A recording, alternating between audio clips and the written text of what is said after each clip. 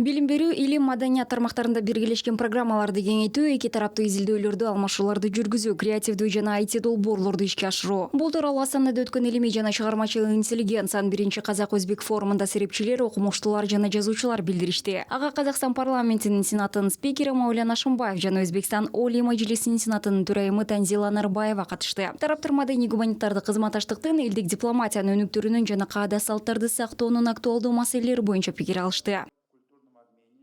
Культура, искусство, образование – это те мосты, которые не разрушены. Маданият, искусство, билим берүү бул эч кандай саясий шамалдар талкалай албаган көпүрөлөр. Алар жалпы тарыхка, сый-урматка жана бири-бирине болгон чын ыкластуу кызыгууга негизделген. Ишенем, бүгүнкү илимий жана чыгармачыл чөйрөлөрдүн жолугушуусуда идеялар, ойлор жана пландар менен алмашуу аянтчасы болуп, анда биз бири-бирибизди угуп, жалпы келечекке карай дагы бир кадам таштайбыз. Планами, где мы услышим друг друга и сделаем еще один шаг к общему будущему.